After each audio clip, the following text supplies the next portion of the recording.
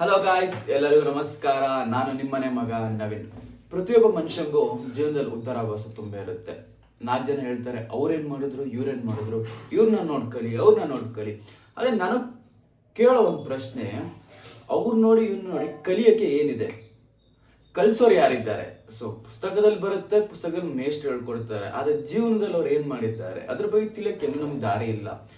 So ನಂತರ ನಂಗಿರುವಾಗ ನನಗೊಂದು ಉಪಯೋಗ ಹೊರಟಿದೇನೆಂದ್ರೆ, ಯಾಕೆ ಒಬ್ಬ ಜೀವನದಲ್ಲಿ ಒಬ್ಬ ಮನುಷ್ಯ ತಗೊಳ್ಳಿ, ಉದ್ಧಾರ ಆದವನ್ನ ತಗೊಳ್ಳಿ, ದೇಶಕ್ಕೆ ಉದ್ಧಾರ ಮಾಡೋನ್ನ ತಗೊಳ್ಳಿ, ಜೀವನದಲ್ಲಿ ತಾನಾಗಿರೋ ಕನಸನ್ನ ಪೂರೈಸೋನ್ನ ತಗೊಳ್ಳಿ, ಅವ್ರು ಹೇಗೆ ಉದ್ಧಾರ ಆದ್ರು, ಯಾವ ಬಡತನದಿಂದ ಯಾವ ಶ್ರೀಮಂತ ತನವರೆಗೂ ಹೇಗೆ ಹೋದ್ರು, ಅದೆಲ್ಲ ಹೇಗ್ ಮಾಡಿದ್ರು, ಏನ್ ಮಾಡಿದ್ರು, ಅದೆಲ್ಲ ತಿಳ್ಕೊಳ್ಳೋಣ. ಸೊ ಆ ತಿಳ್ಕೊಳ್ಳೋದಕ್ಕೊಂದು ಪ್ಲಾಟ್ಫಾರ್ಮೇ ನನಗೆ ಕಾಣಿಸಲ್ಲ. ಪ್ಲಾಟ್ಫಾರ್ಮ್ ಅಂದ್ರೆ ಹೇಳಿರೋರು ಯಾರಿಲ್ಲ, ಯೂಟ್ಯೂಬಲ್ಲಿ ಸಿಗ್ತಿಲ್ಲ. ಸೊ ನನ್ನ ಮನಸ್ಸಲ್ಲಿ ಅನಿಸ್ತು, ಒಬ್ಬನ ಬಗ್ಗೆ, ಒಬ್ಬ ಮಹಾನ್ ವ್ಯಕ್ತಿ ಬಗ್ಗೆ, ತನ್ನ ಹುಟ್ಟಿಂದ ಕೊನೆವರೆಗೂ ಅದು ಏನ್ ಮಾಡಿದ್ರು, ಏನ್ ಸಾಧನೆ ಮಾಡಿದ್ರು, ಹೆಂಗ್ ಮಾಡಿದ್ರು, ಅದನ್ನ ನೋಡಿ ಕಲಿಯೋಣ. ಸೊ ಅದ್ರ ಬಗ್ಗೆ ಹೇಳೋಣ ಅಂದ್ಬಿಟ್ಟು ನಾನು ಇವತ್ತು ಹೊರಡ್ತಾ ಇದ್ದೀನಿ.